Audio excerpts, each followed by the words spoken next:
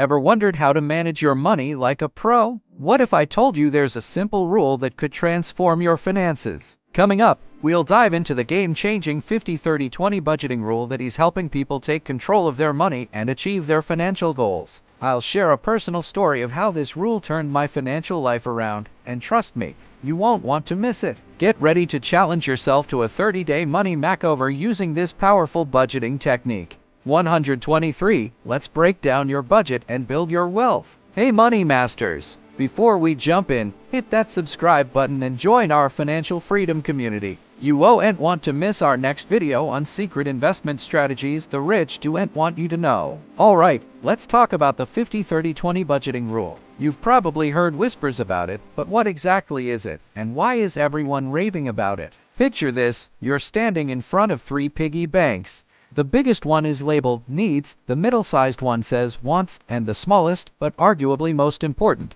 is marked savings and debt. That, my friends, is the essence of the 50-30-20 rule. Here's the breakdown: 50% of your after-tax income goes to your needs, 30% to your wants, and 20% to savings and debt repayment. Simple, right? But don't let its simplicity fool you. This rule packs a powerful punch when it comes to organizing your finances. Let's start with the 50% for needs. This category includes all the essentials that keep your life running smoothly. We're talking about rent or mortgage payments, utilities, groceries, insurance, and minimum debt payments. These are the non-negotiables, the things you absolutely must pay to maintain your basic standard of living. Now, I know what you're thinking. 50 seems like a lot. Or, there's no way I can fit all my needs into just half my income. Don't worry, we'll get to that. The beauty of this rule is its flexibility. It's a guideline, not a straitjacket. Moving on to the fun part, the 30% for wants. This is where you get to indulge a little. Your morning latte, that new gadget you've been eyeing, dinner out with friends, or tickets to the latest blockbuster movie, they all fall into this category. It's important to note that wants aren't frivolous or unnecessary. They're the things that make life enjoyable and keep you motivated to stick to your budget. Last but definitely not least, we have the 20% for savings and debt repayment. This is where the magic happens, folks. This portion of your income is dedicated to building your financial future. It includes contributions to your retirement accounts, emergency fund savings, and extra payments on high-interest debt. Think of it as paying your future self first. Now, let me share a little story about how this rule changed my financial life. A few years ago, I was living paycheck to paycheck, constantly stressed about money. My spending was all over the place, and savings? What savings? Then I stumbled upon the 50-30-20 rule. At first, it seemed impossible. How could I possibly limit my needs to just 50% of my income? But as I started categorizing my expenses, I realized how much I was overspending on things I thought were needs but were actually wants. It was eye-opening, to say the least. I made some tough choices. I downsized my apartment, negotiated better rates on my bills, and got creative with my grocery shopping. Slowly but surely, I managed to squeeze my needs into that 50% bucket. The 30% for wants was actually liberating. Instead of feeling guilty about every non-essential purchase, I now had a guilt-free zone for the things that brought me joy. And you know what? When I knew I had a set amount for fun stuff, I started making more conscious choices about what really mattered to me. But the real game changer was that 20% for savings and debt repayment. For the first time in my adult life, I was consistently putting money aside for the future. I tackled my high-interest credit card debt and watched my emergency fund grow. The peace of mind that came with having a financial cushion was priceless. Now, I know what some of you are thinking. That's great for you, but my situation is different, and you're absolutely right. Everyone's financial situation is unique.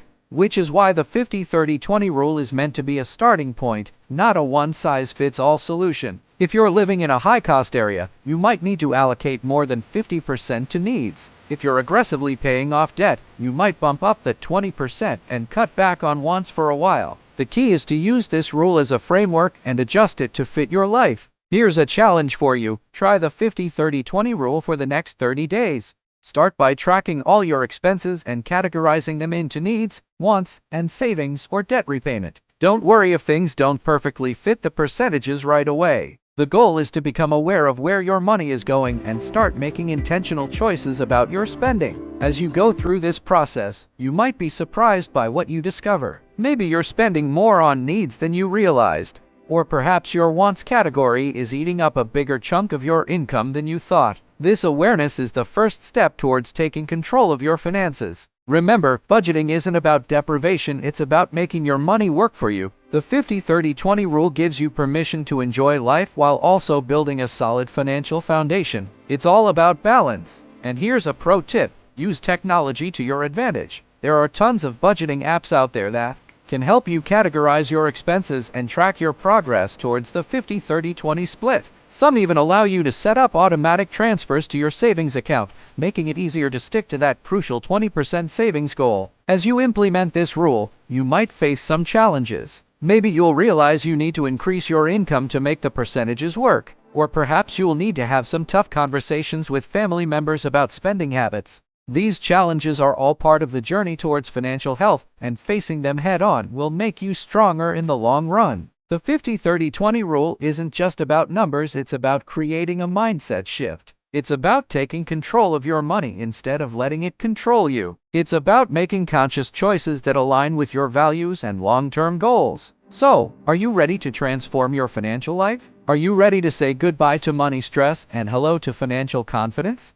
The 50-30-20 rule could be your ticket to a brighter financial future. Remember, every financial journey starts with a single step. Why not make that step today? Start tracking your expenses, categorize them according to the 50-30-20 rule, and see where it takes you. You might just be surprised by how much this simple framework can change your relationship with money. And hey, don't forget to share your experiences in the comments below. Are you already using the 50-30-20 rule? How has it worked for you? Or if you're just starting out, what challenges are you anticipating? Let's learn from each other and build a community of savvy budgeters. That's all for today, Money Masters. If you found this video helpful, give it a thumbs up and share it with a friend who could use some budgeting wisdom. And don't forget to hit that subscribe button. We've got tons more financial tips and tricks coming your way. Until next time, remember, your financial future is in your hand.